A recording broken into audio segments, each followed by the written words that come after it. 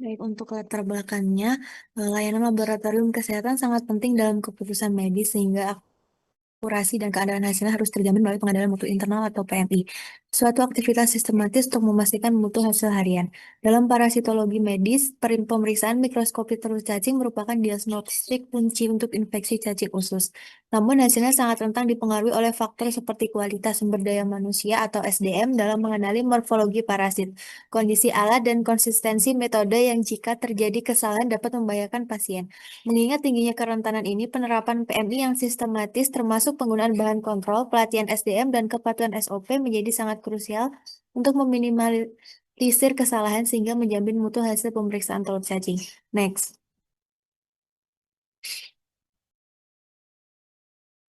Tujuan dari penulisan ini adalah untuk menjelaskan pengertian PMI, mengidentifikasi komponen-komponen esensial dalam pelaksanaannya, memaparkan langkah-langkah pelaksanaan, serta pemeriksaan mikroskopis telur cacing dan menjelaskan proses evaluasi serta monitoring PMI pada pemeriksaan tersebut. Next.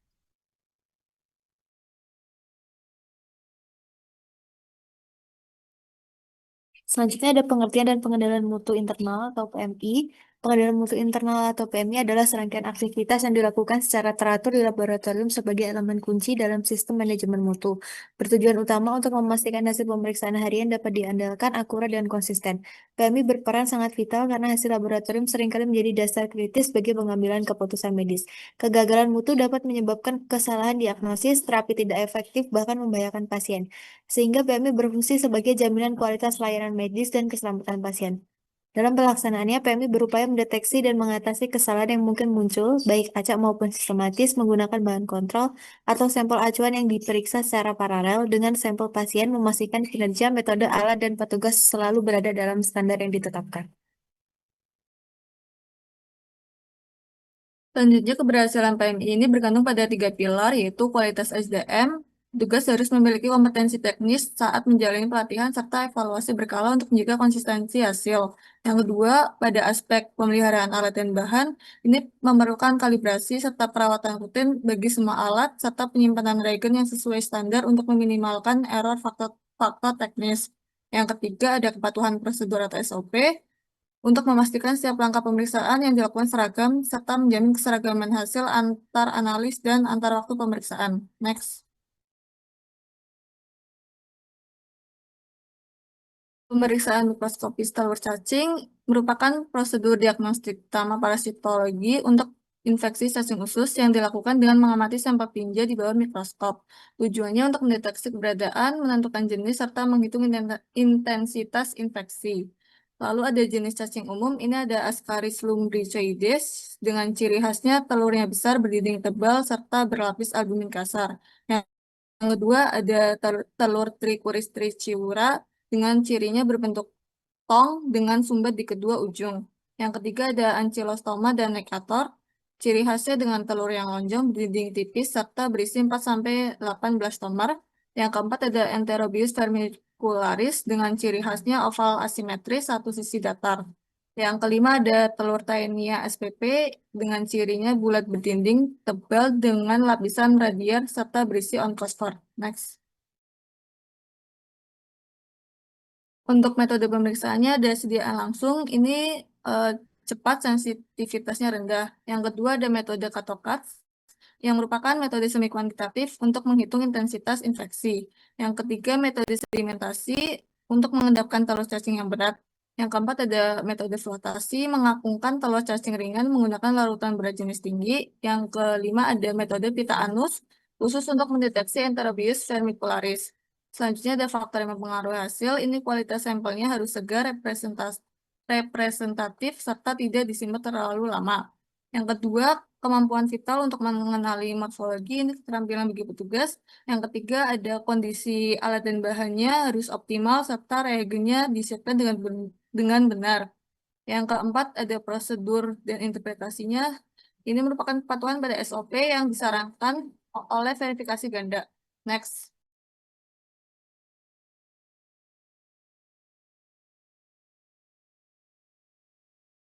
Next. Baik, selanjutnya ini ada komponen-komponen pengendalian mutu internal.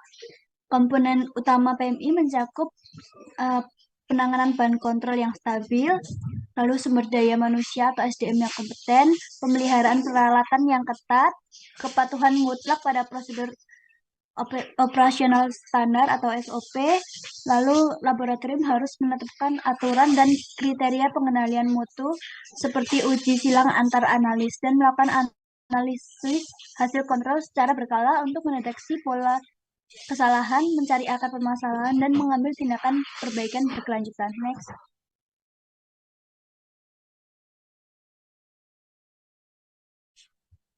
Lalu selanjutnya ini ada pelaksanaan PMI, pemeriksaan mikroskopis telur cacing, standarisasi awal, ada penetapan kebijakan dan SOP, mewajibkan PMI sebagai kegiatan rutin dan menetapkan SOP yang jelas untuk seluruh tahapan. Ada pengambilan sampel, preparasi, pemeriksaan, dan pelaporan. Lalu kontrol SDM dan prosedur, pelatihan dan uji kompetensi, melakukan pelatihan dan evaluasi berkala untuk memastikan petugas mampu mengenali morfologi telur dan menjaga konsistensi. Lalu pemeriksaan silang atau cross-check, menetapkan blind recheck atau pemeriksaan ulang tanpa mengetahui hasil awal pada sebagian sampel oleh analis lain untuk menilai konsistensi antar petugas. Next.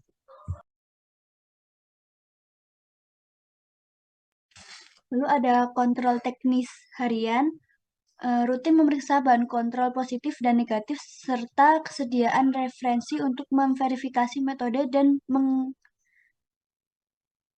mengeliminasi hasil palsu, serta memastikan mikroskop optimal, fokus, pencahayaan, kebersihan lensa, dan bahan kimia atau reagen dalam kondisi baik dan tidak kadaluarsa. Lalu evaluasi dan tindak lanjut, mencatat seluruh kegiatan PMI, menganalisis data yang terkumpul secara berkala untuk mendeteksi pola kesalahan dan tren penurunan kerja, serta melakukan perbaikan jika ditemukan ketidaksesuaian, lalu mengontrol ulang. Terakhir ada monitoring dan pelaporan hasil PMI, temuan dan tindakan korektif kepada penanggung jawab mutu untuk perbaikan mutu berkelanjutan. Next.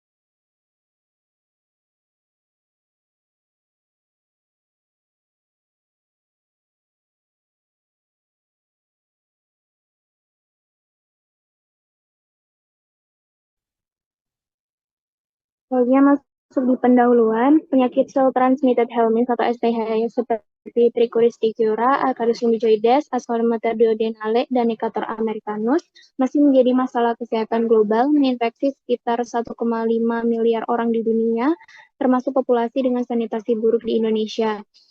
Untuk mendeteksi infeksi ini, pemeriksaan telur cacing pada feses wajib dilakukan di laboratorium dengan metode sedimentasi, karena ini efisien, tidak merusak morfologi telur, dan efektif baik untuk infeksi ringan maupun berat.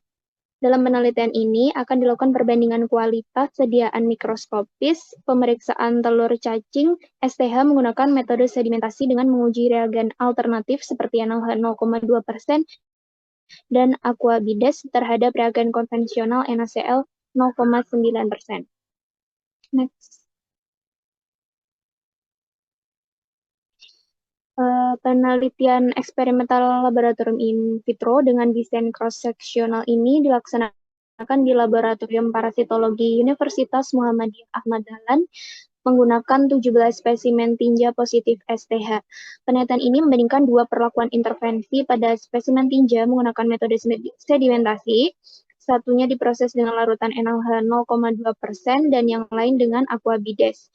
Data primer itu dikumpulkan melalui pemeriksaan mikroskopis untuk menilai kualitas visualisasi telur cacing, meliputi kejernihan lapang pandang, keutuhan morfologi telur, dan kemudahan identifikasi. Data yang diperoleh kemudian dianalisis menggunakan paired sample t-test pada SPSS setelah diuji normalitasnya. Next.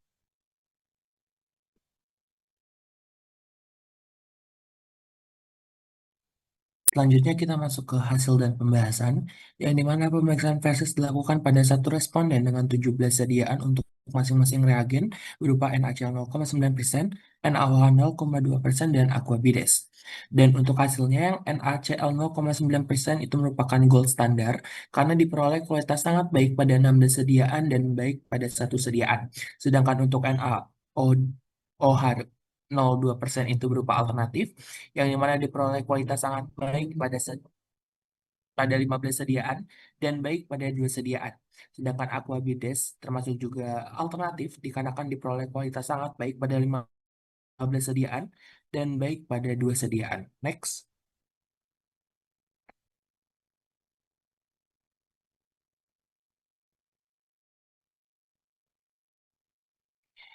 Untuk kesimpulannya, metode sedimentasi dengan reagen NaCl 0,17 sediaan yang diperiksa. Metode sedimentasi dengan reagen NaOH 0,2% menunjukkan hasil sangat baik sebanyak 15 sediaan dan dari 17 sediaan. Metode sedimentasi dengan aquabides hasil sangat baik sebanyak 15 dari 17 sediaan, yang dimana ketiga reagen tersebut memiliki persamaan kualitas sediaan dengan kualitas rata-rata sangat baik. Dan reagen alternatif berupa NaOH 0,2% dan aquabides dapat digunakan untuk metode sedimentasi pemeriksaan telur cacing STH. Next.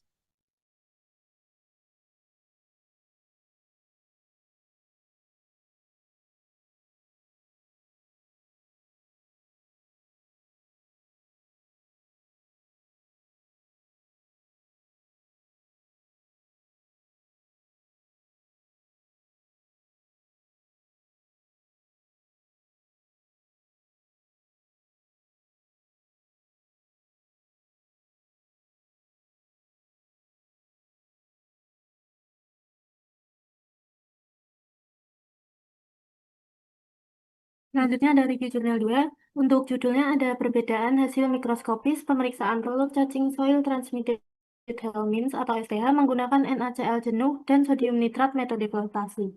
Penulisnya yaitu Devi Komalasari, Nur Hidayanti, dan Indasari. Untuk tahun terbitnya yaitu 2024. Next. Next.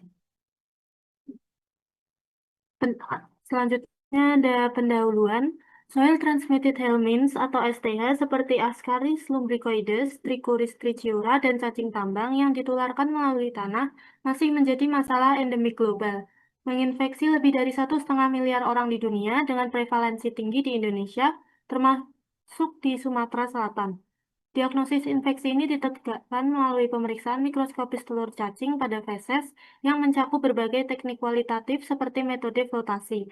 Metode flotasi yang menggunakan prinsip berat jenis larutan lebih berat dari telur cacing untuk mengapungkannya.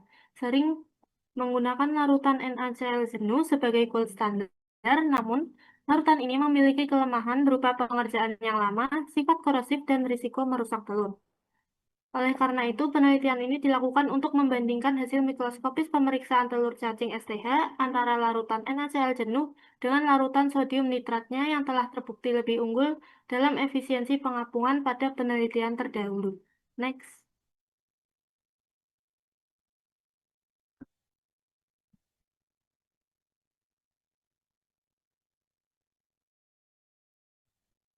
Selanjutnya ada metode penelitiannya. Yang pertama itu menggunakan jenis penelitian cross-sectional di Laboratorium Mikrobiologi Muhammad Mikrobiologi. Subjek penelitiannya 23 sampel feses yang mengandung telur cacing STH dengan teknik pengambilan sampel non-probabilitas berupa purposive sampling pada anak-anak di Lorong Sepakat Jaya, Kecamatan Seberang, Hulu 1, Kota Palembang. Kriteria inklusinya meliputi bersedia menjadi responden, berat sampel feses 2-3 gram, dan anak berumur 3-6 tahun. Alat bahan yang digunakan, objek gelas, detek gelas, lidi, pot feses, tabung reaksi, rak tabung reaksi, mikroskop tisu, neraca analitik, beker gelas, spatula, pipet tetes, vortex, pipet saringan, sentrifuge, hinskun, NaCl jenuh, sodium nitrat, sampel feses, dan narkotis. Dengan prosedurnya seperti tahap pra-analitik, dengan mempersiapkan alat dan bahan, pembuatan larutan NaCl jenuh, dan pembuatan sodium nitrat. Pada tahap analitik akan dibuat preparat metode flotasi NaCl jenuh dan sodium nitrat, serta pembacaannya. Dan pada tahap pasca analitik akan dilakukan pencatatan hasil, interpretasi, dan pelaporan. Next.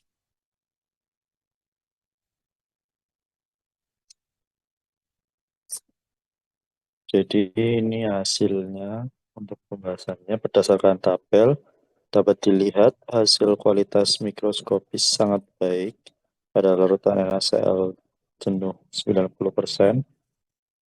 Itu lebih unggul daripada larutan sodium nitrat 70%.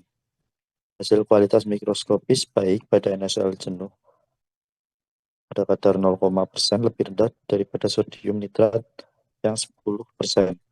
Hasil kualitas mikroskopis cukup baik pada NaCl jenuh 10% lebih unggul daripada sodium nitrat 0%.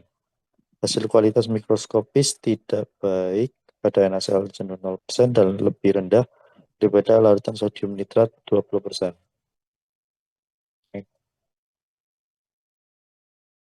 Baik, untuk kesimpulannya, hasil mikroskopis telur cacing STH menggunakan NaCl jenuh metode flotasi menunjukkan hasil kualitas yang sangat baik pada 9 sediaan. Tidak ditemukan hasil baik dan cukup baik pada 1 sediaan dan tidak baik tidak ditemukan.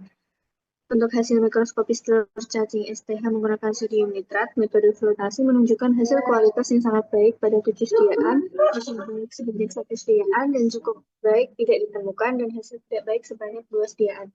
Dan untuk tidak ada perbedaan hasil mikroskopis pemeriksaan telur cacing STH menggunakan NaCl jenuh dan sodium nitrat metode flotasi. Next.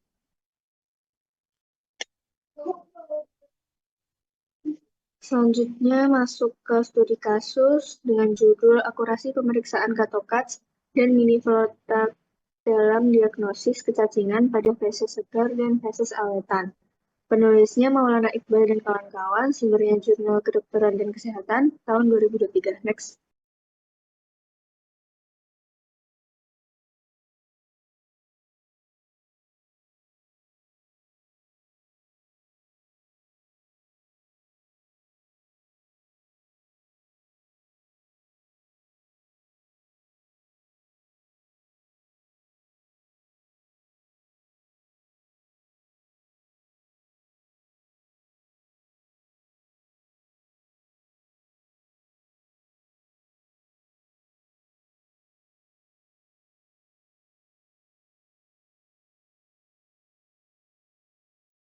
Baik, selanjutnya pendahuluan. Infeksi kecacingan atau STH masih menjadi masalah kesehatan masyarakat yang signifikan, terutama di daerah tropis.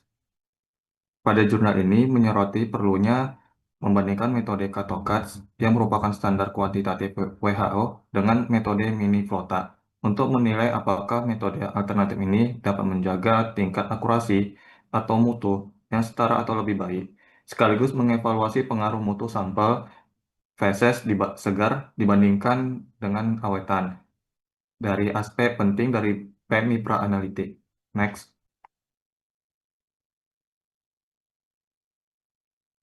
Selanjutnya, metode penelitian. Penelitian ini menggunakan desain analitik komparatif dengan melibatkan sampel feses yang diambil dari subjek penelitian. Hasil data kemudian dianalisis menggunakan uji statistik. Next. Baik, selanjutnya ada akurasi dan metode. Penelitian ini menunjukkan bahwa secara keseluruhan Miniflotak memiliki sensitivitas yang sangat baik, 98% untuk deteksi STH. Selanjutnya, tidak ada perbedaan signifikan yang ditemukan antara metode Katokats dan Miniflotak dalam mendeteksi Ascaris lumbricoides dan Trichuris ristirua. Artinya, dalam konteks PMI, kedua metode tersebut memiliki akurasi diagnostik yang setara dan dapat dipertukarkan atau digunakan sebagai pelengkap. Selanjutnya ada efek mutu sampel atau PMI praanalitik. Hasil pemeriksaan menunjukkan bahwa sampel feses segar cenderung memberikan hasil positif lebih banyak dan EG per gram atau EPG yang lebih tinggi dibandingkan dengan feses sawetan. Hal ini menegaskan pentingnya kontrol peranalitik bahwa penundaan pemeriksaan atau fiksasi yang tidak sempurna dapat mempengaruhi morfologi atau jumlah telur, sehingga menurunkan sensitivitas pemeriksaan mikroskopik laboratorium. Harus menetapkan batas waktu pemeriksaan spesimen segar sebagai bagian dari standar operasional atau SOP PMI peranalitik. Kemudian ada implikasi pada PMI. Jurnal ini secara kuat mendukung upaya PMI dalam 3 aspek, yaitu ada kontrol metode, validasi metode mini FlowTAC memberikan opsi bagi laboratorium untuk meningkatkan sensitivitas atau akurasi pemeriksaan. Kemudian ada kuantifikasi mutu, yaitu penggunaan sensitivitas dan spesifisitas sebagai matrik akurasi adalah pendekatan ilmiah untuk mengukur mutu hasil uji, berbeda dengan pemeriksaan kimia klinik yang menggunakan kurva Levy-Jennings. Kemudian ada pengurangan error, yaitu mini FlowTAC yang merupakan metode konsentrasi secara efektif membantu mengurangi false negatif. Next. Nah, kesimpulannya, jadi metode mini FlowTAC terbukti memiliki akurasi yang sebanding dengan metode CATOCADS dalam mendeteksi infeksi STH pada feses awetan formalin 10%. Nah, dalam konteks pengendalian mutu internal, mini FlowTAC dapat direkomendasikan sebagai metode alternatif yang valid untuk menegakkan diagnosis kecacingan. Kemudian kontrol mutu praanalitik sangat penting di mana penanganan dan pengawetan sampel feses dapat mempengaruhi hasil pemeriksaan mikroskopis.